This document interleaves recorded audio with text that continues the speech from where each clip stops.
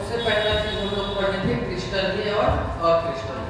तो क्रिस्टलीय उन ठोस को कहा जाता है जिनके अणु यानी कि मॉलिक्यूल और परमाणु एक व्यवस्थित रूप से सजाए हुए रखते हैं। अगर हम अणुओं को एक व्यवस्थित रूप से सजा देते हैं तो उसके द्वारा जो मतलब ठोस बनता है उसको हम क्या करते हैं? क्रिस्टलीय ठोस कहते हैं। और यदि कोई अणु या परमाणु व्यवस्थित रूप से सजाया हुआ नहीं रहता है तो वैसे ठोस को हम क्या कहते हैं? अक्रिस्टलीय। ठीक है, तो यहाँ पर हम एक दो डायग्राम बना के दिखा रहे हैं, तुम लोग बस एक अंदाजा लगाओ कि क्रिस्टलीय होगा कि अक्रिस्टलीय होगा। जैसे कि ये एक पूरा है ठोस का, एक मान लो टुकड़ा है, एक ठोस पदार्थ का टुकड़ा है। इसमें देखो परमाणु किस तरह से सजाया हुआ है।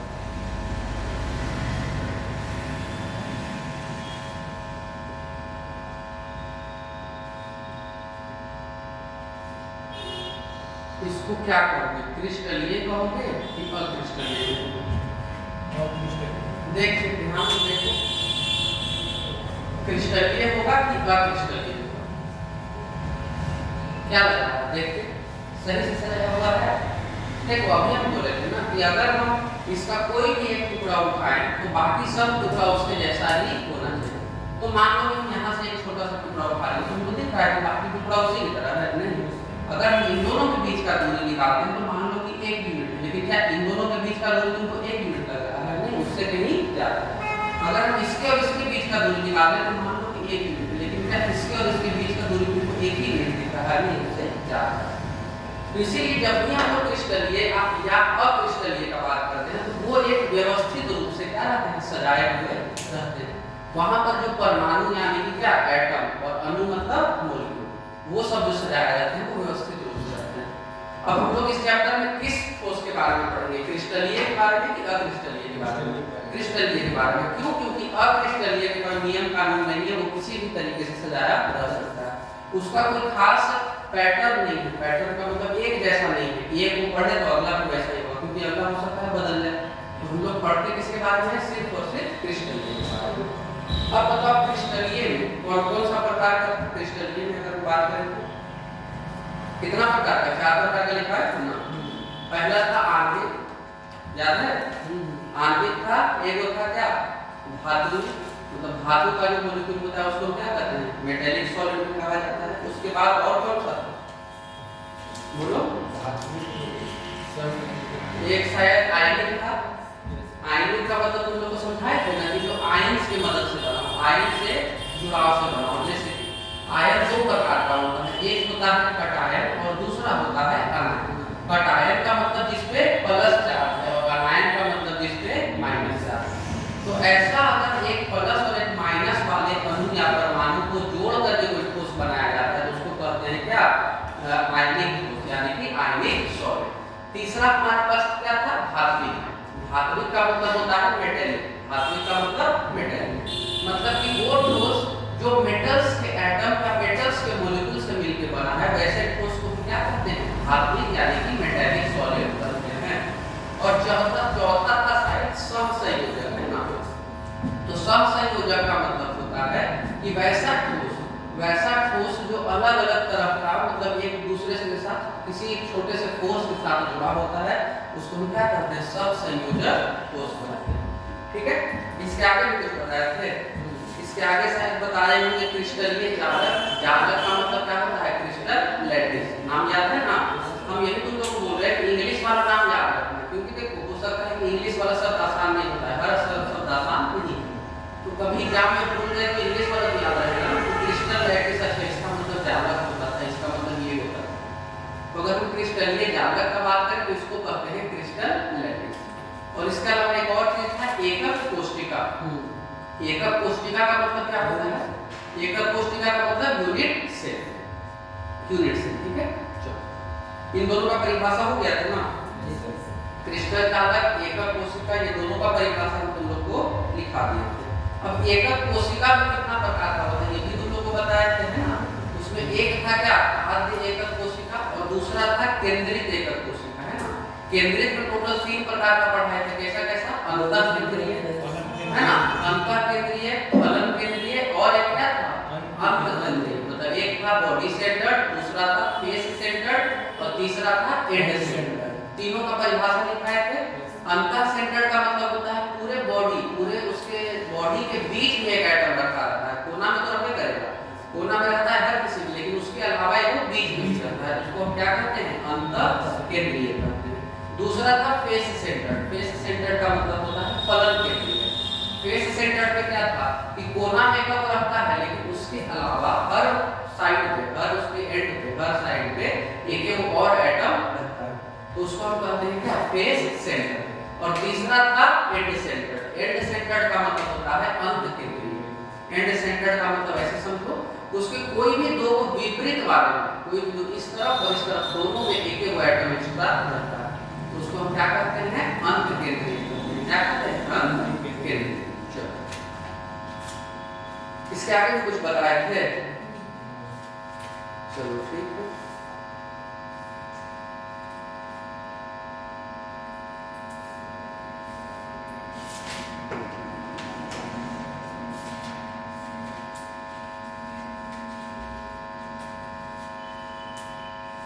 चलो अब हेडिंग डालो क्रिस्टल तंत्र, ठीक है, क्रिस्टल तंत्र।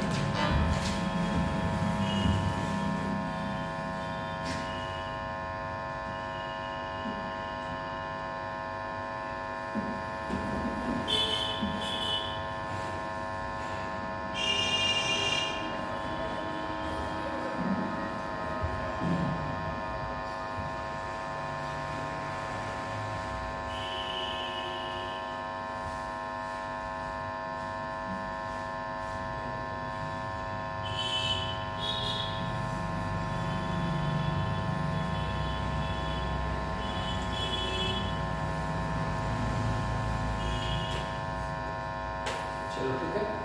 तुम लोग का लास्ट क्लास कब हुआ था केमिस्ट्री का? परसों हुआ था ना शायद, फ्राइडे को हुआ होगा। चलो आज कौन सा क्लास है? केमिस्ट्री और फिजिक्स। मैथ का शायद नहीं होगा, अभी तुम लोग का 12 बजे तक चलेगा, ठीक है। 3 घंटा और फिर 3 घंटा 11th का चलेगा आज, ठीक है। मैथ का चलेगा, उसलिए दे दिए ताकि कभी सिलेबस आगे पीछे रहा तो एक क्लास एक्स्ट्रा हम लोग को रखना चाहिए, जिससे हम लोग करवा सकते हैं। ऐसे कोई दिक्कत नहीं, मैथ में तुम लोग का जितना आराम से खत्म हो जाएगा। बोले ना कि 12th में सिलेबस 11 तुम पढ़ने कम है, तुम कोई भी सब्जेक्ट उठा लो। फिजिक्स में 11th में टोटल 13 चैप्टर, 13-14 चैप्टर हो जाता है, जबकि बड़ा बड़ा चैप्टर। और 11th 12th में उतना बड़ा बड़ा चैप्टर कोई नहीं, बड़ा चैप्टर सिर्फ 2 है। कौन सा? एक वो है इलेक्ट्रोस्टैट और दूसरा इलेक्ट्रिक करंट।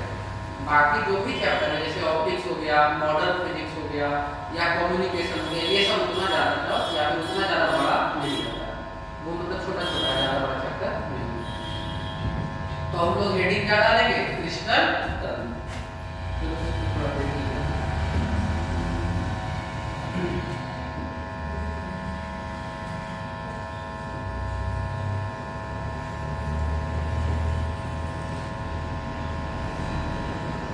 Crystal structure.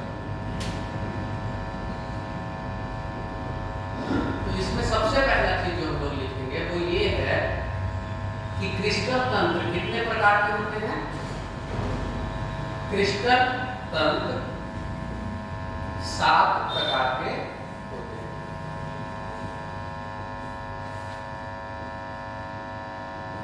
ठीक है। क्रिस्टल तंत्र 7 प्रकार के होते हैं। ध्यान से समझना इस चीज को कि 7 ही प्रकार का क्यों होता है। तो क्योंकि देखो वैज्ञानिक लोग जो था, जो भी साइंटिस्ट था, जो भी इसके बारे में शोध करता था, जो भी रिसर्च करता था, वो बहुत कोशिश किया कि कितना तरीके का बनाया जा सकता है। तो शुरुआत में जितना मन था उतना तरीके का बनाया गया, 10 को 15 को 20 को तक बनाया गया। लेकिन जब ध्यान से उसको देखा गया तो मिलते क्या कि ये दोनों एक ही जैसा है, सिर्फ दोनों को देखने का नजरिया अलग अलग। ये दोनों भी एक ही जैसा है लेकिन देखने का नजरिया अलग अलग है। तो उसको कम करते करते करते करते कहां तक पहुंचा, 7। अब इससे कम नहीं होगा, ये 7 का 7 ही। समझ में आ गया। अब इन्हीं 7 में से कुछ कुछ का 2-3 तरह का हो जाता है। जैसे कि तुमको 3 प्रकार का पढ़ा है, अंदर सेंटर्ड मतलब बॉडी सेंटर्ड, फेस सेंटर्ड और एंड सेंटर्ड, 3 तरह का पढ़ा है। तो अब ये मान लो कि 7 तरह का क्रिस्टल स्ट्रक्चर है, 7 तरह का, ठीक है। 1 2 3 4 5 6 7।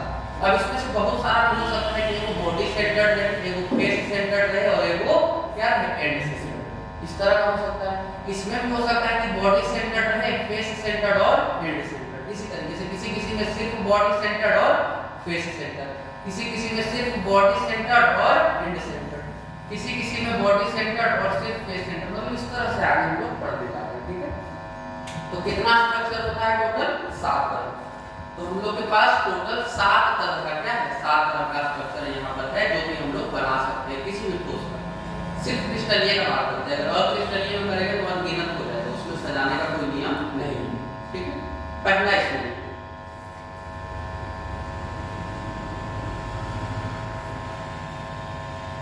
घनीय क्यूबिक। घनीय मतलब क्या होता है, क्यूब। पहला जो स्ट्रक्चर इसमें है, ध्यान से देखना, क्यूब मतलब समझते हो ना सब लोग क्या होता है, क्यूब मतलब होता है घन। तो पहला हमारे पास क्या है, घनीय। ठीक है, इसको कहते हैं क्यूबिक। इसको क्या कहते हैं, क्यूबिक। हम अभी फिलहाल सिर्फ और सिर्फ डायग्राम बना रहे हैं, ठीक है, कुछ ज्यादा नहीं। इसका एक टेबल तुम लोग को लिख पाएंगे। आज हम सिर्फ और सिर्फ इसका क्या कर रहे हैं, डायग्राम बना रहे हैं। ये हो गया हमारा क्यूबिक। क्यूबिक में क्या होता है, अगर तुम एक घन का बात करो तो उसका तीनों साइड यानी कि उसका जो सारा साइड होता है सब क्या होता है, आपस में बराबर होता है। एक चीज और वहां पर होता है कि सब एंगल भी कितना होना चाहिए, 90 डिग्री। सारा एंगल कितना होगा, 90 डिग्री। अगर 90 डिग्री से कम है या 90 डिग्री से ज्यादा है तो क्या उसको क्यूब कहोगे, नहीं। तो ये चीज का ध्यान रखना कि जो एंगल वहां पर होता है वो कितना होता है, 90 डिग्री ही होगा और तीनों साइड कितना होगा, आपस में बराबर। ठीक है, घनीय के बाद हमारे पास दूसरा है, उसको कहते हैं द्विसम लंबाक्ष। द्विसम लंबाक्ष।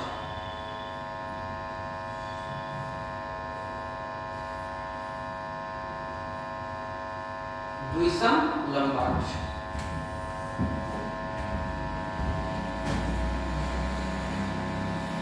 द्विसम लंबाक्ष इंग्लिश में इसको कहते हैं टेट्रागोनल। टेट्रागोनल में क्या होता है ना कि दो साइड तो बराबर रहता है आपस में, समझ रहे हो ना। ये जो दो साइड है वो आपस में बराबर रहेगा, लेकिन ये जो तीसरा साइड है वो आपस में बराबर नहीं रहेगा। ये जो तीसरा साइड है थोड़ा सा क्या रहेगा, लंबा। जैसे कि अगर तुम ये देखते हो हमारे देश में सपने की चाल चलता है, पासा देखते हो ना, तो पासा देखो दोनों तरफ बराबर रहता है लेकिन लंबाई उसका ज्यादा रहता है। उसी से क्या करते हैं, द्विसम लंबाक्ष करते हैं, यानी कि टेट्रागोनल। तीसरा देखो विषम लंबाक्ष। विषम लंबाक्ष। विषम लंबाक्ष का मतलब क्या हो जाएगा कि तीनों साइड आपस में बराबर नहीं। तीसरा हो गया विषम लंबाक्ष। इसको इंग्लिश में कहते हैं ऑर्थोगोनल। विषम लंबाक्ष, ऑर्थोगोनल। इसमें क्या होगा तो तीनों साइड आपस में बराबर नहीं रहेगा। इसमें तीनों साइड आपस में बराबर नहीं रहेगा। इसका डायग्राम कैसे बनाएंगे तो देखो ध्यान से। ये हो गया, मान लेते हैं कि ये आगे का दो साइड बना लिए और ये जो पीछे का भी साइड है वो भी आपस में बराबर नहीं। इसको हम क्या कहेंगे, विषम लंबाक्ष कहेंगे। इसको इंग्लिश में कहते हैं ऑर्थोगोनल। चौथा लिखो षटकोणीय। चौथा क्या हो जाएगा, षटकोणीय। षटकोण समझते हो, षटकोण क्या होता है, भूल गए, षटकोणीय नहीं आ जाते हो। इसको कहते हैं हेक्सागोनल। क्या कहते हैं, हेक्सा। षटकोण याद है किसी को, बचपन में पढ़ते थे तो क से कलम, क से खरगोश पढ़ते थे तो वहां स से क्या आता था, मूर्धन्य से षटकोण आता था। तो षटकोण का कुछ याद है, डायग्राम कैसा रहता था। षटकोण का मतलब होता है तो एक ऐसा डायग्राम, एक ऐसा स्ट्रक्चर जिसमें कितना कोण, 6 कोण। तो 6 कोण का मतलब इस तरह का जो आकार होता है उसको हम लोग क्या कहते हैं, षटकोण कहते हैं। इसका कितना साइड है, 1 2 3 4 5 6। तो ऐसे आकार वाले डायग्राम को हम क्या कहते हैं, षटकोण। तो हम लोग बनाते हैं कि षटकोणीय कैसा होता है, ध्यान से देखिए। ये हो गया ऊपर वाला,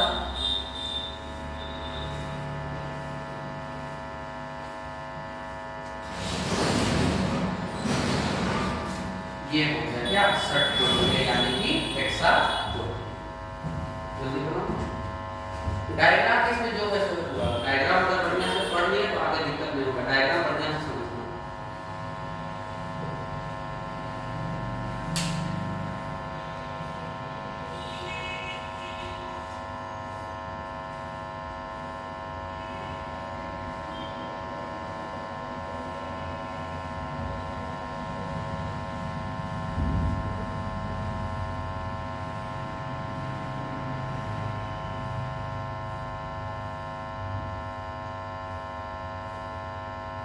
ठीक है, पांचवा लिखो। ये समझना है कि षटकोणीय कैसा होता है। इस तरह से लंबा टाइप का होता है और ऊपर में कैसा शेप रहता है, षटकोण का शेप रहता है। इसके बाद देखो त्रिसम नताक्ष, त्रिसम नताक्ष, त्रिसम नताक्ष, त्रिसम नताक्ष।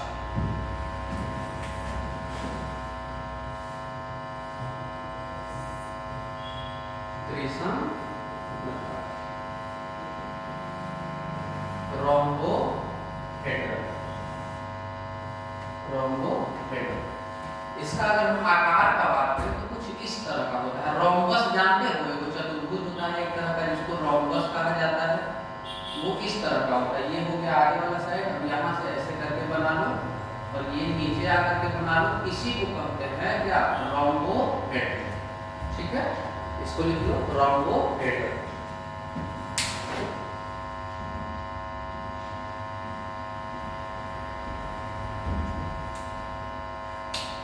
अब लिखो एक नताक्ष, छठा लिखो एक नताक्ष,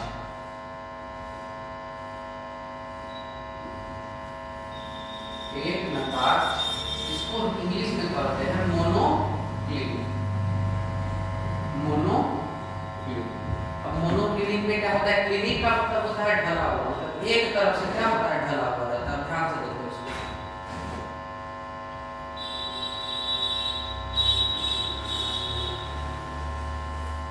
इसको क्या कहते हैं, मोनोक्लिनिक। बना लो इसको।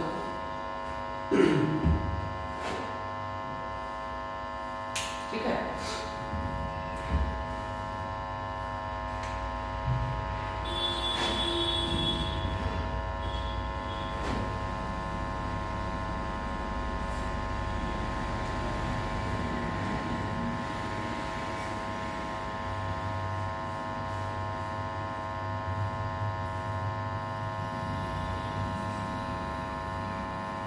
बन गया। चलो तीसरा लास्ट वाला एक और बच गया हमारे पास, जिसको कहते हैं त्रिनताक्ष। क्या कहते हैं, त्रिनताक्ष। इसको कहते हैं ट्राइक्लिनिक। क्या कहते हैं, ट्राइक्लिनिक।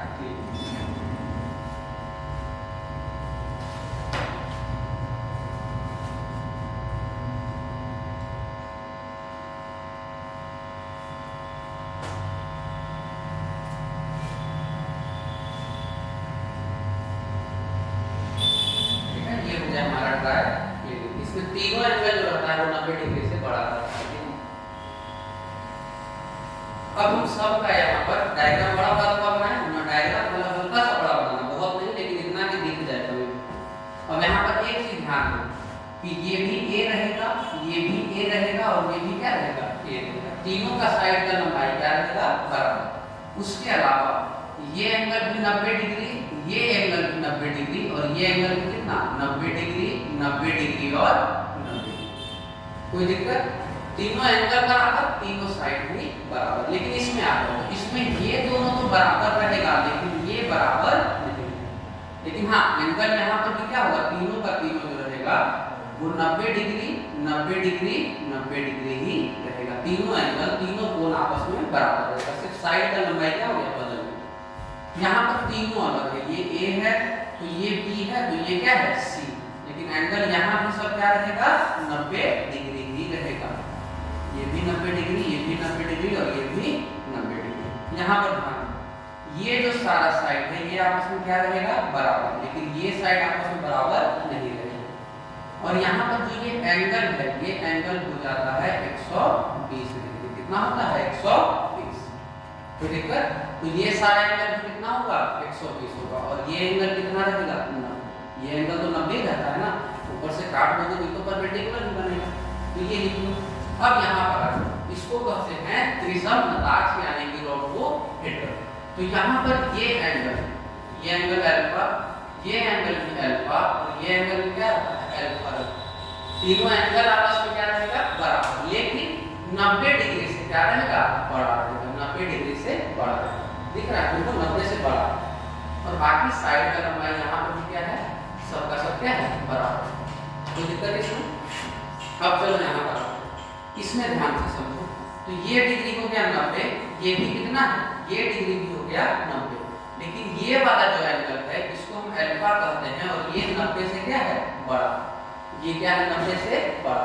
अब यहाँ पर ये साइड ये साइड भी और ये साइड को क्या मान लोगे, सी मान लोगे, तीनों आपस में बराबर नहीं रहते। यहाँ पर ये एंगल भी 90 से बड़ा, ये एंगल भी 90 से बड़ा और तीनों आपस में बराबर नहीं होता।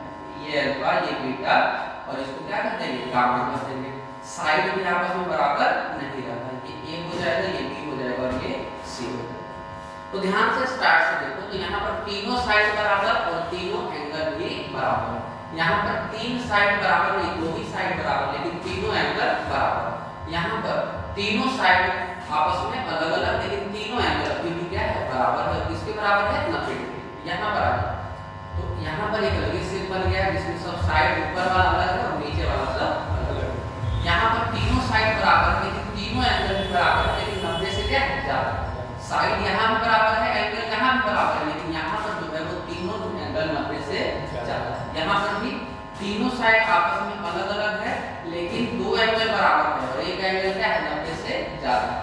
यहाँ पर अगर ध्यान से देखते हैं तो यहाँ पर तीनों एंगल भी अलग अलग है और तीनों साइड भी क्या है, अलग अलग है। इसीलिए इसको कहते हैं ट्राइक्लिन, इसमें कहते हैं मोनो। मोनो मतलब एक होता है, यहाँ पर एक एंगल ज्यादा हुआ, यहाँ पर क्या है, ट्राइक्लिन, यानी कि तीनों एंगल ज्यादा हुआ। चलो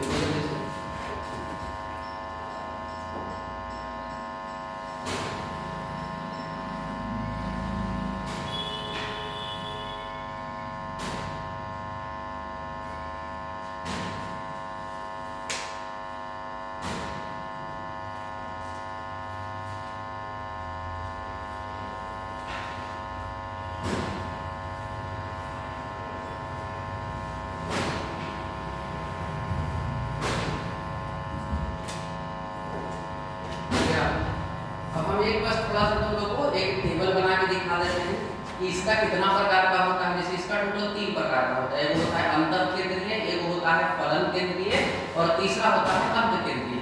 लेकिन ऐसा जरूरी नहीं है कि सबका 3 होगा, किसी का एक ही हो सकता है, किसी का 2 भी हो सकता है और किसी का 3 भी हो सकता है। तो हम बस एक टेबल बना देते हैं जिससे तुमको ये समझ में आ जाए कि टोटल कितना होगा। 7 को तो बेसिक हो गया, लेकिन इसके अंदर भी किसी का 2 प्रकार, किसी का 3 प्रकार है।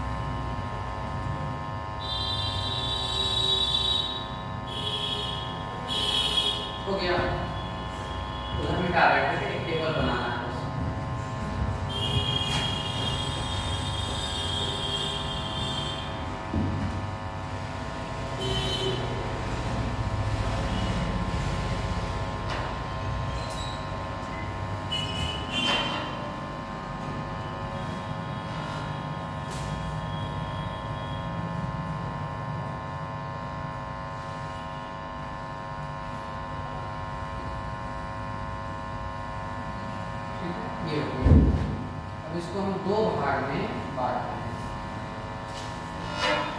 अब टोटल हम लोग कितना प्रकार का पढ़े पहले ही बताओ। हम लोग कितना प्रकार का भी स्ट्रक्चर पढ़े? 7 प्रकार का। कौन कौन सा एक पढ़ के बताओ। पहला क्या है? पहला है क्यूबिक, यानी कि मतलब जो सिर्फ और सिर्फ एक क्यूब के फॉर्म में रहता है उसको क्या कहते हैं? क्यूबिक कहते हैं।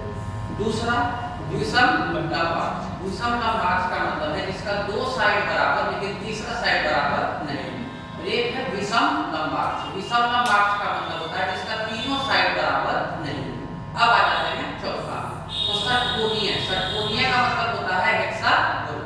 हेक्सागोनल का मतलब होता है जिसका ऊपर में षटकोण के आकार का हो और बाकी को क्रिस्टल की तरह हो। इसके बाद अगला क्या है हमारे पास? त्रिसम नतार्च। त्रिसम नतार्च का मतलब है जिसका तीनों एंगल बराबर हो लेकिन 90 से ज्यादा। इसके बाद क्या था? एक नतार्च था। एक नतार्च में क्या था? जिसका तीनों एंगल क्या हो? तीनों एंगल दो एंगल 90 के बराबर हो और एक एंगल 90 से बड़ा हो। और लास्ट में हमारे पास क्या था? त्रिसम नतार्च। त्रिनतार्च में क्या था? त्रिनतार्च में था कि उसका तीनों साइड भी बराबर नहीं हो और तीनों एंगल भी आपस में बराबर नहीं हो। ठीक है, तो चलो शुरू करते हैं। पहला क्या हो गया? इसको हम लिख देते हैं क्या? स्ट्रक्चर। कौन सा स्ट्रक्चर है? और यहाँ पर लिख देते हैं टाइप्स, मतलब इसमें कितना प्रकार है। तो पहला हमारे पास क्या है? क्यूबिक।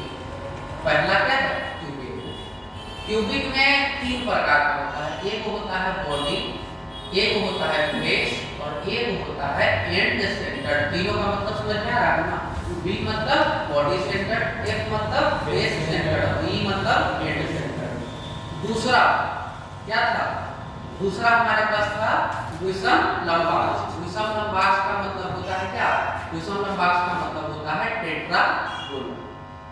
टेट्रागोनल का अगर बात करें तो इसमें होता है बॉडी सेंटर और फेस सेंटर। बॉडी सेंटर और फेस सेंटर।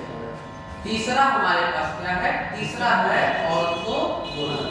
तीसरा कौन सा है? ऑर्थोगोनल। ऑर्थोगोनल में भी होता है बॉडी सेंटर, फेस सेंटर और and centre. Body centre, face centre और एंड सेंटर। अब चौथा में आते हैं। चौथा था हमारे पास हेक्सागोनल। चौथा क्या था? हेक्सागोनल। इसमें होता है इसमें सिर्फ और सिर्फ क्या होता है? एंड सेंटर होता है। क्योंकि देखो इसका कोई फेस तो है नहीं, चारों तरफ छोटा छोटा सा उधर तो हो नहीं सकता और इसका कोई बॉडी का भी सेंटर नहीं है। तो इसमें क्या होता है? एंड सेंटर होता है। और एक बार पांचवा हमारे पास क्या था? पांचवा हमारे पास था क्या था? ये त्रिसम लंबार्च। त्रिसम लंबार्च में देखो ध्यान से उसका शेप कैसा था? त्रिसम लंबार्च का कि दो एंगल, तो तीनों एंगल 90 से क्या हो? ज्यादा। तीनों एंगल 90 से ज्यादा हो और तीनों साइड आपस में बराबर था कि बराबर नहीं होगा? तीनों साइड आपस में क्या बराबर था? अगर हम ध्यान से देखो तीनों साइड आपस में क्या बराबर और तीनों एंगल 90 से क्या है? ज्यादा। ठीक है, तो ऐसे वाले शेप में कौन सा होता है? इसमें होता है सिर्फ और सिर्फ हमारा कौन सा? सिर्फ और सिर्फ एक हो जाएगा तो बॉडी सेंटर तो सब में रहेगा और एक और हो जाएगा हमारे पास बॉडी सेंटर के अलावा एक और हो जाएगा हमारे पास एंड सेंटर। कौन सा? एंड सेंटर, क्योंकि एंड सेंटर वहां पर भी हो सकता है। तो यहाँ पर हम लिख सकते हैं कौन सा? Body centre and and centre. Body centre और एंड सेंटर। अच्छा एक बात बताओ, क्यूबिक में हम लोगों को एक बार बताया था शुरुआत में, एक होता है सिंपल क्यूबिक। सिंपल क्यूबिक किसको कहते हैं? इसको कहते हैं जिसमें सिर्फ और सिर्फ कहां पर एटम हो? कॉर्नर पर। एटम कहां पर होना चाहिए? सिर्फ और सिर्फ उसके कोनों पर होना चाहिए, बीच में कहीं पर नहीं होना चाहिए। अब इसी क्यूबिक में तुम अगर ध्यान से देखोगे तो हम लोग अगर चाहे तो 3 जगह पे रख सकते हैं। कहां? इसके सेंटर पे रख सकते हैं, इसके फेस पर भी रख सकते हैं, लिख रख सकते हैं ना, और कहां रख सकते हैं? एंड पे। ये सब को हटा दो, ये सब को हटा दो, तो कहां पर बचा? सिर्फ नीचे और ऊपर। तो ये हो गया एंड सेंटर। तो इसीलिए हम लोग क्यूबिक में कितना लिखते हैं? तीनों प्रकार का लिखते हैं, फेस सेंटर, बॉडी सेंटर और एंड सेंटर। उसमें तीनों संभव है। लेकिन अगर सेम बात करते हैं दूसरे वाले फिगर में तो उसमें क्या लिखते हैं? फेस सेंटर और बॉडी सेंटर। तो उसमें हम लोग कभी भी एंड सेंटर ये सब नहीं बना सकते। ठीक है, चलो इसमें आगे लिखो। क्या हमारे पास बच गया? 3 और डायग्राम बच गया है। टोटल कितना होता है? टोटल इसको कहते हैं 14। इसको कहते हैं इंग्लिश में ट्रैपीजियम लैटिस। और ये कितना प्रकार का होता है?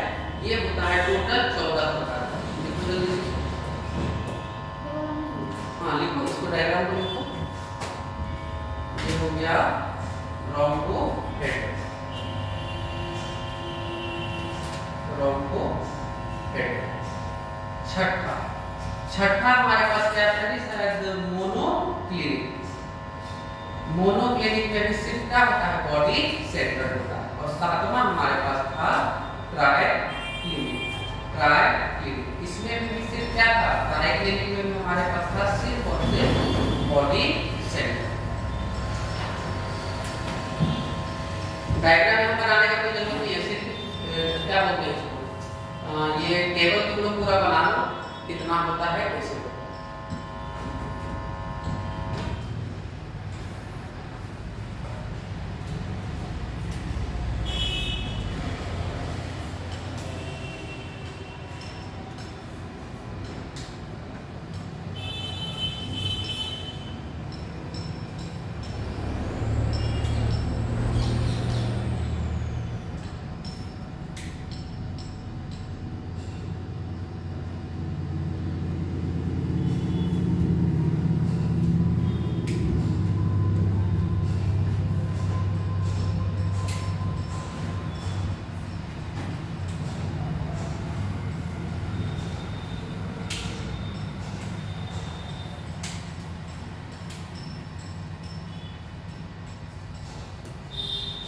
क्यूबिक में ये वाला स्ट्रक्चर है कि एक सिंपल भी होता है। सिंपल का मतलब होता है ना जिसमें कुछ नहीं हो, सिर्फ कहां पर हो, कॉर्नर पर। तो सिंपल क्यूबिक का मतलब क्या, सब कहां पर, सिर्फ कॉर्नर पर, ना उसके बीच में, ना उसके साइड में, ना ही उसके अंदर। तो अब टोटल गिनते हैं कितना हुआ है, तो 1 2 3 4 5 6 7 8 9 10 11 12 13 और 14। तो इसी का यहाँ पर तुम लोग आसानी से लिख सकते हो। यहाँ पर लिख दो चुपचाप, इसको कहते हैं ब्रेवियस लेटिस। क्या कहते हैं, ब्रेवियस लेटिस। ब्रेवियस वैज्ञानिक का नाम था जिसको ब्रेवियस लेटिस इसको कहते हैं।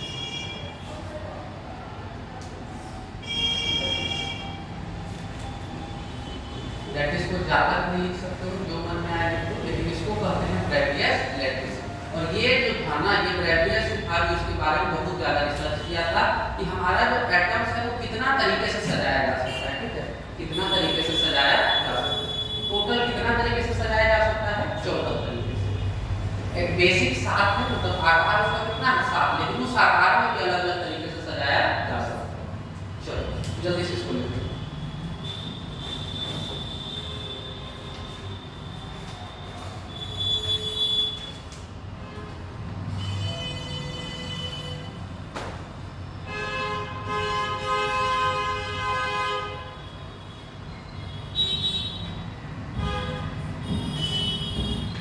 हो गया।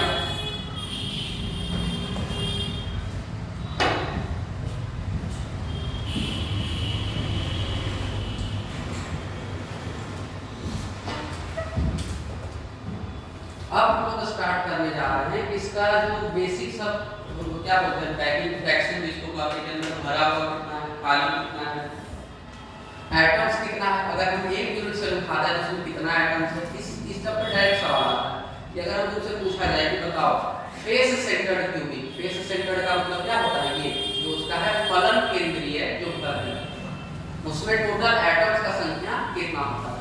अब ये सब के अंदर धरना तो एटम है, जैसे ये सब कोना में तुम क्या लिखा है, सब एटम्स या फिर मॉलिक्यूल्स। एटम भी कह सकते हो, मॉलिक्यूल्स भी कह सकते हो। लेकिन अगर हम एक यूनिट सेल का बात करें, जैसे ये हमारा क्या है, एक यूनिट सेल है, यहाँ पर एक बना के दिखाते हैं तुम लोगों को, क्या समझ आ रहा है उस चीज को। एक है हमारे पास यूनिट सेल, इसके हर कॉर्नर पे क्या होता है, एक एक एटम होता है। इसके हर कॉर्नर पे एक एक एटम अनिवार्य में होता ही है। तो अगर हम तुमसे एक सवाल पूछें कि एक यूनिट सेल में टोटल कितना एटम है, तब क्या करोगे, सोच समझ के जवाब देना कि ये एक यूनिट सेल है। अगर हम इस क्यूब को एकदम छटैया करके निकालते हैं तो उसके अंदर हमको कितना एटम मिलेगा, देखो ध्यान से, क्योंकि अब हम लोग वही स्टार्ट करने जा रहे हैं कि किसी भी एकक कोशिका में, यूनिट सेल में कितना अवयव होता है, मतलब कितना एटम्स होता है। हर किसी के बारे में पढ़ेंगे। ये हो गया सिंपल क्यूबिक, फिर अगला पढ़ेंगे फेस सेंटर्ड क्यूबिक, फिर अगला पढ़ेंगे बॉडी सेंटर्ड क्यूबिक, और फिर अगला पढ़ेंगे एंड सेंटर्ड क्यूबिक। ठीक है, तो बहुत ही आसान चीज है, लेकिन एक बार समझो इस चीज को। ये हो गया ना बेटा, इसको चलो अब ध्यान देना, क्योंकि देखो जो सवाल बनेगा इसी से बनेगा। परिभाषा ठीक है, परिभाषा पता होना चाहिए, लेकिन सवाल किससे आता है? तो अभी जो टॉपिक स्टार्ट करने जा रहे हैं उससे। इस टॉपिक का नाम है number of atoms, number of atoms in a unit cell, number of atom in a unit cell. इसको हिंदी में क्या लिख सकते हैं कि एकक कोष्टिका में, एकक कोष्टिका में अवयवों की संख्या में, अवयवों की संख्या। अवयव का करने का मतलब है यहाँ पर एटम भी या फिर मॉलिक्यूल। कभी कभी एटम भी हो सकता है, नहीं तो दूसरे केस में क्या मॉलिक्यूल भी हो सकता है। तो अवयव मतलब दोनों हो गया, एटम भी और मॉलिक्यूल।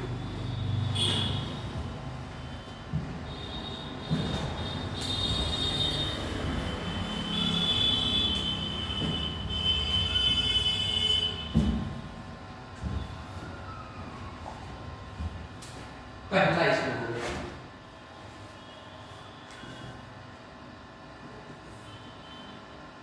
सिंपल क्यूबिक, इसको कहते हैं आद्य घनीय, आद्य घनीय। पहला हो गया सिंपल क्यूबिक। इस सिंपल क्यूबिक में कितना होता है?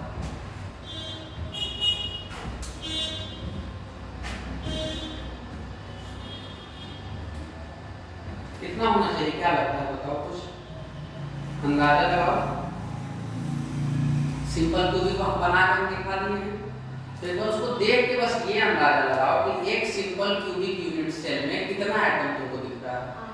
टोटल 8 एटम दिख रहा है। लेकिन एक और सवाल है कि क्या वो 8वां एटम उसी यूनिट सेल से जुड़ा हुआ है? उसके अगल बगल वाले से जुड़ा हुआ रहेगा कि नहीं रहेगा? जैसे कि मान लो कि अगर हम एक फिगर का बात करते हैं, ठीक है, या फिर एगो जैसे यहीं पे जब ये तार बिछा हुआ है, ठीक है, तो अगर हम वहां पर एगो छोटा सा ऐसा करके कुछ लगा देते हैं उसको ना, तो वो वाला तीनों के लिए हो जाएगा ना, इधर वाले के लिए भी, उधर वाले के लिए भी और नीचे वाले के लिए। जैसे कि चौराहा, तो चौराहा किस रोड का होता है? चारों का होता है, किसी एक का तो नहीं होता है। तो अगर हम हिस्सेदारी बांटेंगे तो उसका एक रोड कितना मिलेगा? 1/4। समझते हो चीज को? कि अगर मान लो कि एक चौराहा, वहां पर अगर हम चौराहा का बंटवारा करना चाहें तो वो चौराहा किसको मिलेगा? सबको मिलेगा। एक चौथाई, एक चौथाई, एक चौथाई मिलेगा ना। जैसे घर में भी बंटवारा होता है, वैसे ही होता है। मान लो एक बड़ा घर और टोटल मान लो कि 4 भाई, तो कितना को मिलेगा? एक आदमी को कितना मिलेगा? 1/4 मिलेगा। उसी को 4 हिस्से में बांट दिया जाता है। लेकिन यहाँ पर हम लोग को अब समझना है कि ये जो एटम है कोना में जो एटम है कितना में बढ़ रहा है? 2 में बढ़ रहा है कि 4 में बढ़ रहा है कि 8 में बढ़ रहा है कि 16 में? ये चीज हम लोग को यहाँ पर ध्यान से समझना होगा। चलो देखो ध्यान से, हम थोड़ा सा बड़ा करके डायग्राम बना रहे हैं, इसको बहुत ध्यान से समझना। डायग्राम में सब कुछ है, डायग्राम समझ में आ गया तो आगे भी समझ में आ जाएगा। देखो ध्यान से, ये हम ए को यहाँ पर साइड बना रहे हैं, इसके साइड पर कितना एटम? एक एटम, एक एटम, एक एटम, 4 एटम हो गया। कोई दिक्कत? 4 एटम हो गए। अब इसके बगल में भी तो एक यूनिट सेल रहेगा, रहेगा कि नहीं रहेगा? इसके बगल में भी एक यूनिट सेल रहेगा, इसके इस तरफ भी एक यूनिट सेल रहेगा, रहेगा कि नहीं? क्योंकि यूनिट सेल का टॉपिक थोड़ी है, तो हम एक टुकड़ा उठा रहे हैं। पूरा समुद्र में तो पानी भरा हुआ है ना, हमको चेक करने के लिए सिर्फ एक कप उठाए, इसका मतलब समुद्र में क्या कप पानी है? समुद्र में तो अनगिनत पानी है। उसी तरीके से यहाँ पर हर जगह यूनिट सेल का संख्या अनंत है, उसको गिना नहीं जा सकता। चलो, तो अगर तुम ध्यान से इस एटम को देखो, इस एटम को हम क्या कहते हैं? ये एक कहते हैं। तो हम अभी सिर्फ एक लेयर को देख रहे हैं, सिर्फ कितना लेयर को देख रहे हैं? एक लेयर को। तो ये कितना में बटा हुआ है? कई यूनिट सेल में? 1 2 3 4 हर यूनिट सेल में बटा हुआ है कि? अब तुम थोड़ा सा 3D में सोचो, ये हो गया नीचे वाला लेयर, लेकिन ये तो आधे एटम अभी तक कवर हुआ है, इसके ऊपर आधा एटम अभी भी ऐसे क्या है? बचा हुआ। आधा एटम क्या है? बचा हुआ। वो आधा एटम में क्या होगा? 4 गुण ऐसे करके डिस्ट्रीब्यूट होगा। 4 गुण डिस्ट्रीब्यूट होगा कि नहीं होगा? 4 गुण नीचे वाले में और 4 को ऊपर वाले में। समझ में आ गया कि नहीं आया? बहुत आसानी से इस तरह से समझो। अब हम ये वाला डायग्राम बना देते हैं। ये डायग्राम है और ये यहाँ पर एक को बना देते हैं, एक और बना देते हैं, यहाँ पर भी एक को बना देते हैं, ये भी एक और बना देते हैं। तो अगर यहाँ पर तुम एक एटम बनाते हो तो नीचे वाला चारों से तो जुड़ा हुआ है, लेकिन उसके अलावा अगर हम ऊपर में कोई बनाते हैं तो इसके साथ भी तो जुड़ा हुआ है ये चारों। समझ में आ रहा है कि नहीं आ रहा है? ये चारों किसके साथ जुड़ा रहेगा? इसके साथ भी जुड़ा हुआ रहेगा। मतलब ये जो एक एटम है ये कुल कितना यूनिट सेल से जुड़ा हुआ है? 8 यूनिट सेल से, 4 को नीचे 4 को ऊपर। यानी कि एक यूनिट सेल को कितना हिस्सा मिलेगा? 1/8। अगर एक एटम 8 यूनिट सेल से जुड़ा हुआ है तो एक यूनिट सेल को उस एटम का कितना हिस्सा मिलेगा? 1/8। तो यही समझाने के लिए बस ये डायग्राम बनाए कि ये जो एटम है वो 4 को बटा और 4 को ऊपर वाले से भी बटा रहेगा, क्योंकि अगर वहां पर कॉर्नर में एक बड़ा वो गोला बनाते हैं, इस रूम में रहेगा, बगल वाले रूम में रहेगा, उधर वाले रूम में रहेगा और इस तरफ वाले रूम में रहेगा। उसके अलावा इसके ऊपर वाले फ्लोर पर भी ये रूम में, उधर वाले रूम में और इधर वाले रूम में, सब के लिए वो गोला क्या होगा? कॉर्नर। तो टोटल उसका कितना हिस्सा होगा? 8 हिस्सा। एक यूनिट सेल को उसका एक हिस्सा मिलेगा, यानी कि 1/8। ये डायग्राम बनाओ, ये डायग्राम बनाओ। Atoms in unit cell. एक बार हम और पूछते हैं, ये वाला समझ में है तुम लोग को कि क्या बोला जा रहा है? कि एक एटम 8 भागों में कैसे बटा हुआ है? तभी ये बताओ, समझ में आया है? ये तो दोबारा समझाएंगे, यही मेन चीज है, ये नहीं समझो तो आगे नहीं समझोगे। समझ में है कि एक एटम 8 भागों में कैसे बटा हुआ है? ऐसे समझो। हम इस रूम का बात करते हैं, ठीक है? हम इस रूम के दूर में मत देखो, यहाँ पर देखो, यहाँ पर देखो बड़का रूम क्या करते हैं? गोला बना लेते हैं। वो बड़का रूम गोला, उसको क्या समझ लो? एटम। तो अगर इस कोने में बड़ा सा एक गोला है तो वो गोला का थोड़ा सा हिस्सा इस रूम में रहेगा, थोड़ा सा हिस्सा इसके बगल वाला, थोड़ा सा हिस्सा उस वाले रूम में और थोड़ा सा हिस्सा, 4 रूम हो गए। अब ऊपर फ्लोर पे जाओ तो ऊपर फ्लोर में थोड़ा सा हिस्सा नहीं जाएगा? जब सेंटर उसका बीच में है तो उसका आधा हिस्सा ऊपर, आधा हिस्सा नीचे, तो ऊपर वाले ही 4 रूम में उसका हिस्सा रहेगा ना। तो ये हमारा एक यूनिट सेल है, ये रूम हमारा एक यूनिट सेल है, तो इसमें उसका 1/8 हिस्सा है। इसमें कितना हिस्सा है? 1/8, क्योंकि वो पूरा जो गोला रहेगा वो टोटल कई रूम में रहेगा? 8 रूम में। तो हर रूम में उसका कितना हिस्सा है? 1/8। तो वही चीज क्या है? ये एटम। ये एटम भी क्या है? एक कोना में पड़ा हुआ है और ये कितना यूनिट सेल से घिरा हुआ है? 8 यूनिट सेल से। कितना यूनिट सेल से? 8। तो इसका एक यूनिट सेल में कितना हिस्सा मिलेगा? 1/8। ये चीज आया समझ में? सही बताओ, समझ में आ गया है? चलो इसको डायग्राम बनाओ, फिर हम इसका न्यूमेरिकल करवाते हैं। न्यूमेरिकल का मतलब पहले फार्मूला को करवाते हैं। चारों का लिखवा देते हैं। ये हो गया सिंपल क्यूबिक, फिर एक हो जाएगा बॉडी सेंटर्ड और एक हो जाएगा एंड सेंटर्ड और एक हो जाएगा face centred.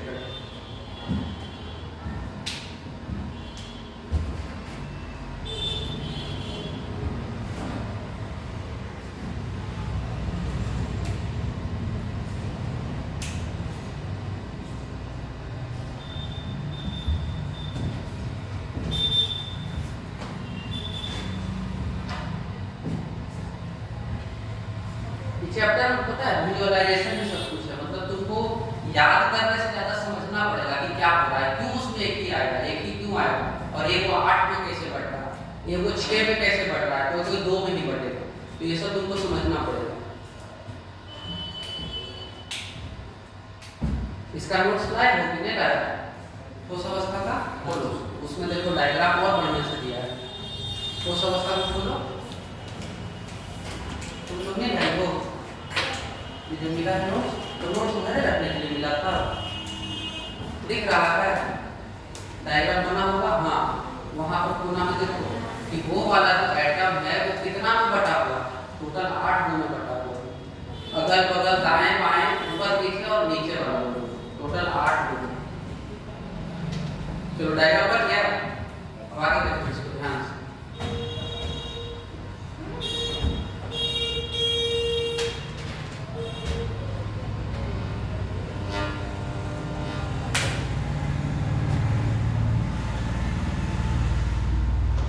Number of unit cells containing one atom। मतलब क्या है इसका कि एक एटम कितना यूनिट सेल में बटा हुआ है। तो इसको हम लिख देते हैं बराबर कितना? 8। बराबर कितना हो जाएगा? 8। तो atom part in 1 unit cell, मतलब एक यूनिट सेल में एटम का कितना हिस्सा आएगा? 1/8। एक यूनिट सेल में एटम का कितना हिस्सा आएगा? 1/8। और वैसा वैसा कुल कितना एटम है? टोटल एटम कितना है ऐसा 8। और यहाँ पर लिख देते हैं number of atoms in a unit cell बराबर कितना है, नंबर ऑफ एटम्स बराबर कितना 8। नंबर ऑफ एटम्स टोटल कितना है 8 और हर किसी का 1/8 हिस्सा उसके अंदर है। ठीक है, अब इसके अंदर लिखो so number of atoms in unit cell, number of atoms in unit cell बराबर हो जाएगा 1/8। 1 का कितना हिस्सा है और टोटल कितना है तो गुना कितना 8, तो 1/8 गुना 8 कितना हो जाता है 1 एटम। तो एक यूनिट सेल में कितना एटम है 1 एटम। इसके लिए हम बात कर रहे हैं अभी सिंपल क्यूबिक, इसको कहते हैं क्या सिंपल क्यूबिक। तो सिंपल क्यूबिक में कितना एटम होता है एक यूनिट सेल में 1 एटम। तो number of atoms in 1 unit cell बराबर कितना 1 एटम। एक यूनिट सेल में कितना एटम होगा 1 एटम। ठीक है, अब यहाँ पर अच्छे से हम लिख देते हैं नंबर ऑफ एटम्स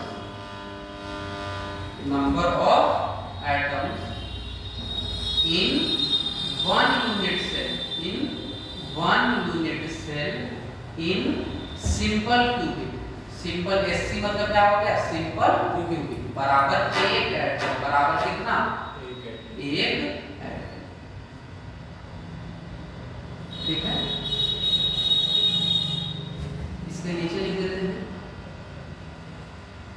आर्धघनीय में अवयवों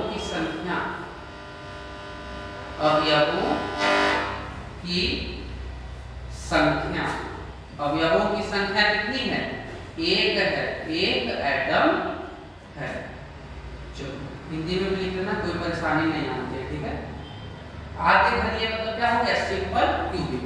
सिंपल क्यूबिक का मतलब क्या हो गया आर्धघनीय में परमाणु अवयवों की संख्या कितनी हो गई 1।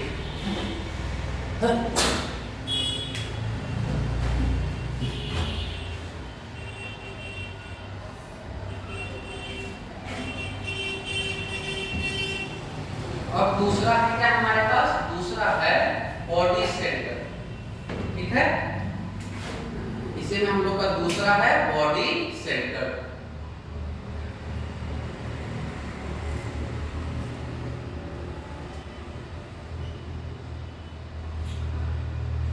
इसको हिंदी में क्या कहते हैं अंतःकेंद्रीय।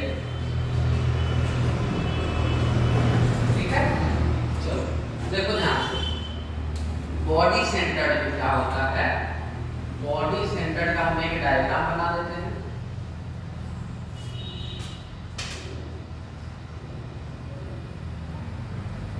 यहाँ पर यहाँ पर यहाँ पर यहाँ पर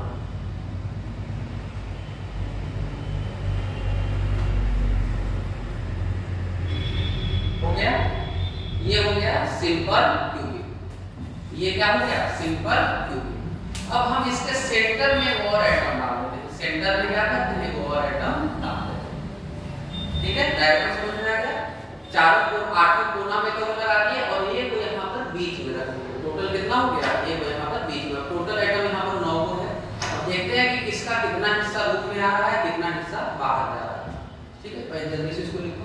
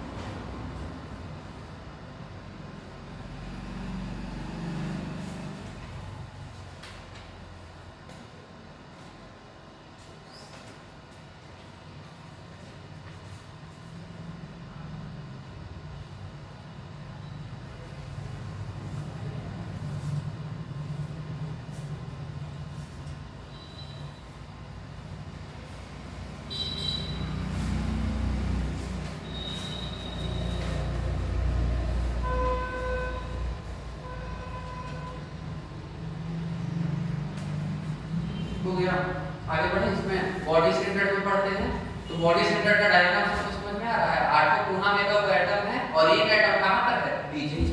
तो कोना वाला का तो अभी 1/8 हिस्सा ही आएगा ना जी, कोना में है तो कोना में उसका भी 1/8 हिस्सा आएगा। लेकिन एक यहाँ पर बदलाव क्या है, तो बीच में भी एक एटम रखा हुआ है। अब अगर हम यहाँ पर वो बीच में बड़ा वो गेंद रख देते हैं तो इसका दूसरे रूम में कोई हिस्सा जाएगा, इसका सब हिस्सा कहाँ रहेगा, इसी रूम में रहेगा। तो यानी कि इस एटम का, इस परमाणु का A to Z हिस्सा कहाँ है, इसी रूम में है। तो इसका पूरा का पूरा हिस्सा किसके अंदर आएगा, मेरे अंदर आएगा। समझ में आ रहा है ना।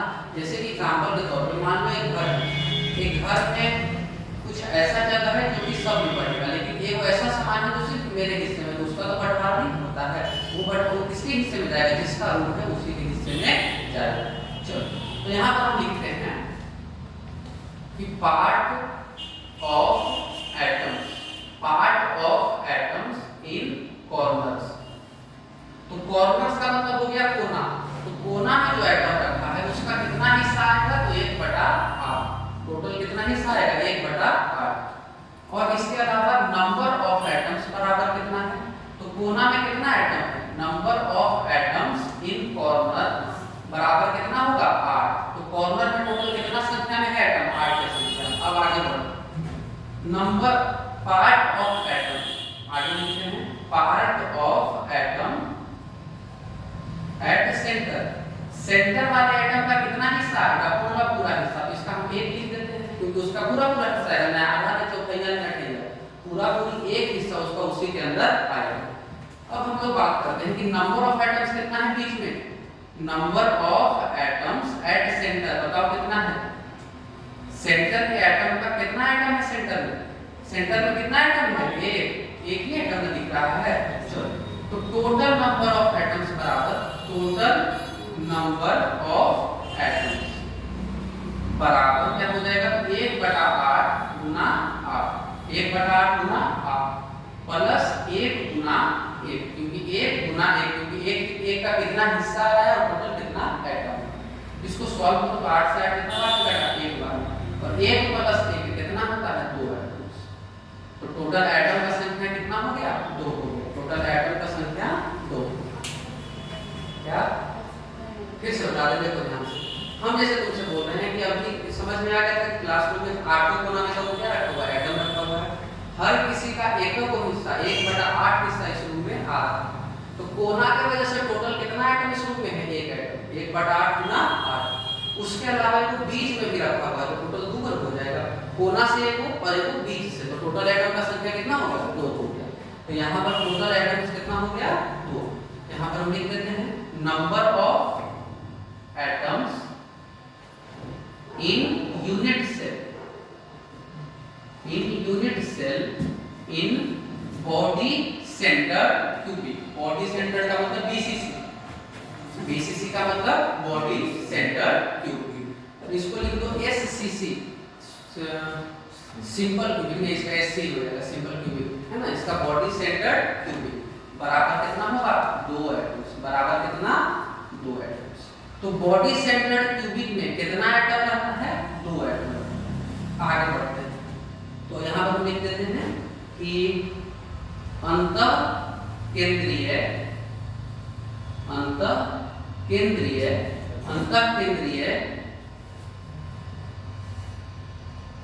घन में अवयवों की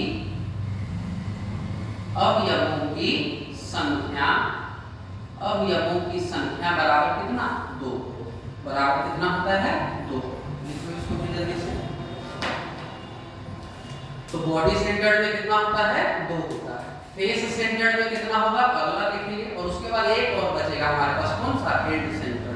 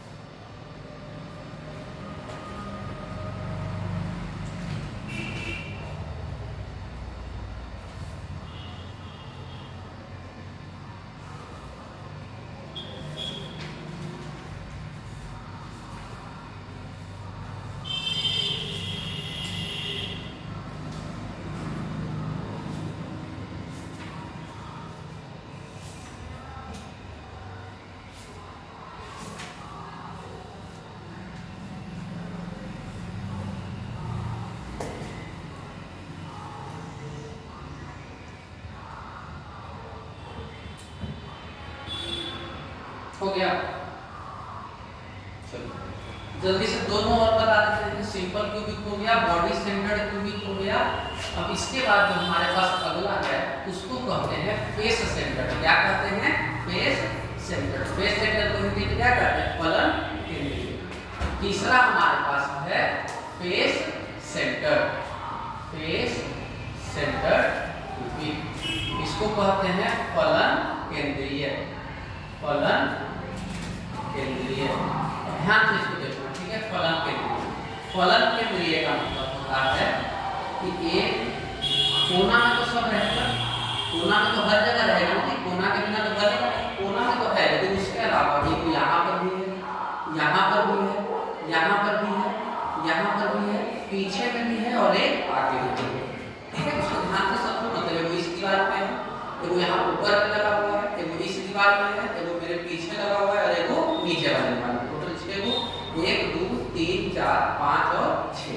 अब ध्यान देना, ये जो लगा हुआ है ये सिर्फ मेरे रूम में रहेगा और नीचे वाले रूम, बगल वाले रूम में भी जाएगा, इसके रूम में भी जाएगा नहीं। यानी कि इसका आधा हिस्सा मेरे रूम में रहेगा और आधा हिस्सा नीचे वाले रूम में। यानी कि ये जो एटम है इसका आधा हिस्सा इसमें रहेगा और ऊपर वाले में भी आधा हिस्सा रहेगा। तो इसका कितना हिस्सा हमको मिल रहा है? आधा हिस्सा। कितना हिस्सा मिल रहा है? आधा। और टोटल है कितना? 6। टोटल कितना है यहाँ पर? 6। तो सबका आधार हम मिला तो टोटल मेरे पास कितना हो गया? 3। और कोना में से तो एक ही मिलता है, कोना में से कभी भी 2 या 3 नहीं मिल सकता, वहां से हमेशा कितना मिलेगा? 1। तो कोना से ये तो मिल गया और ऊपर नीचे साइड वाइड वाला से कितना मिल गया? 3। तो कुल कितना हो गया? 4। इसी में लिखते number of cell containing unit cell बराबर कितना है? 1 एटम बराबर कितना है? यहाँ पर ऐसे नहीं लिखते, इसको थोड़ा सा सुधार लो।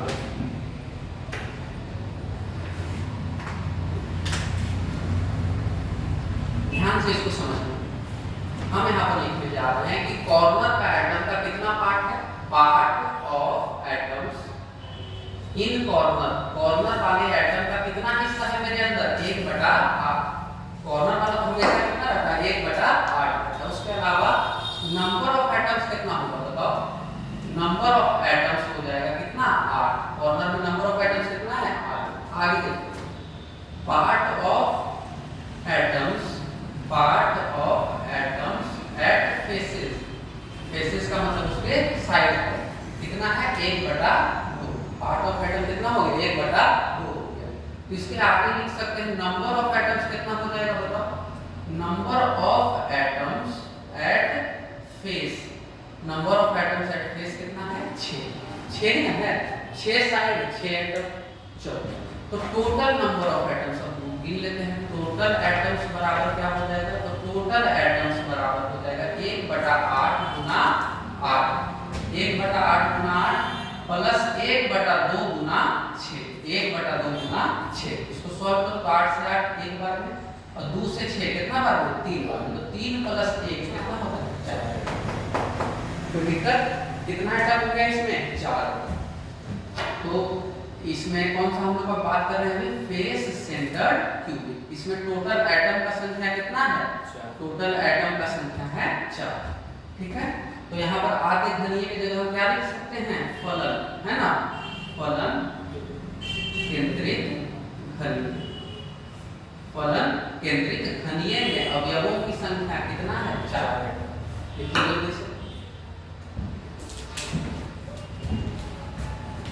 ठीक है। अब एक और बच गया, कौन सा? And centre. कौन सा बच गया? And centre. इसके बाद हम लोग को पढ़ना है क्या? पैकिंग फ्रैक्शन, संतुलित क्षमता की कितना जोर से पैक किया गया है, कितना बढ़िया से पैक किया गया। तो पैकिंग फ्रैक्शन हो जाएगा तो इसका एक पार्ट हम लोग खत्म हो जाएगा।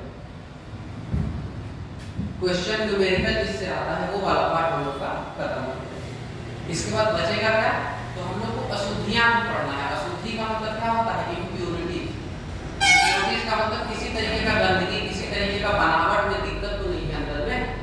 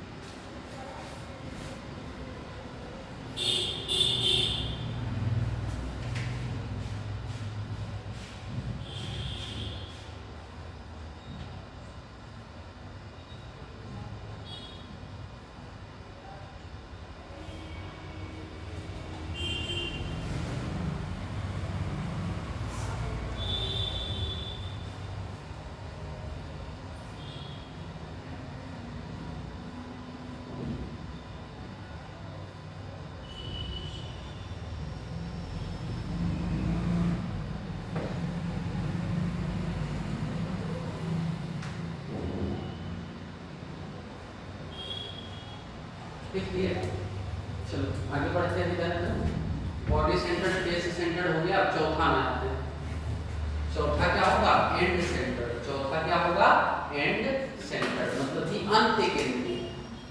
चौथा हो जाएगा एंड सेंटर्ड क्यूबिक, अंत केंद्रीय। अंत केंद्रीय। चलो ध्यान से देखो इसको ध्यान से समझना और पढ़ना। इसको देखो ध्यान से।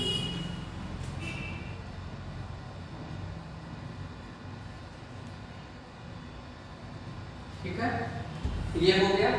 कोना में तो रहेगा, तो उसको हर बार बनाने की जरूरत नहीं है। कोना में तो सब जगह रहता ही है, केवल दो रहेगा। यहाँ पर एक यहाँ पर है और एक तो यहाँ पर है। अब तुम्हें पहले भी पता है कि इसका आधा हिस्सा आता है ना। जब भी कोई फेस पर रहता है तो उसका कितना हिस्सा आता है? आधा हिस्सा। तो यानी कि यहाँ पर उसका कितना हिस्सा आता है? आधा।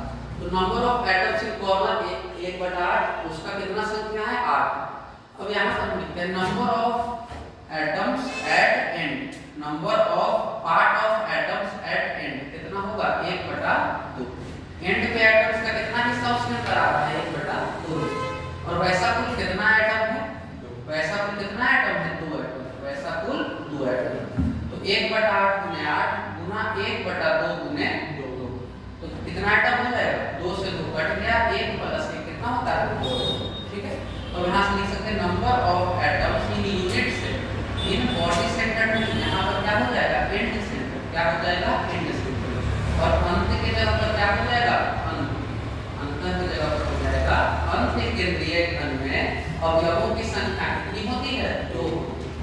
4 हो गया। समझ में आया चारों में कितना कितना एटम्स होता है? एक तरह से समझना है कि एक स्ट्रक्चर बना हुआ है तो उसके कुल एटम्स का संख्या कितना। लिखो जल्दी से इसको। अब हम लोग का एक टॉपिक और बचा हुआ है इसमें फिलहाल। कौन सा? आज उसको खत्म करना है, जिसको कहते हैं पैकिंग फ्रैक्शन। पैकिंग कैसे किया जाता है? कौन सा पैकिंग ज्यादा बढ़िया है? तुमको क्या लगा है चारों में से सबसे बढ़िया कौन पैकिंग है? 4 तरह का बताया है ना। एक तो सिंपल हो गया, मतलब कि सिंपल की हुई। दूसरा हो गया बॉडी सेंटर्ड, तीसरा हो गया फेस सेंटर्ड और चौथा हो गया हैंड सेंटर्ड। इन चारों में से सबसे बढ़िया पैकिंग किसका है? अगर तुमको सामान पैक करना है या कोई भी चीज पैक करना है तो किस रूप में करोगे तो ज्यादा बढ़िया से होगा? क्या लगता है?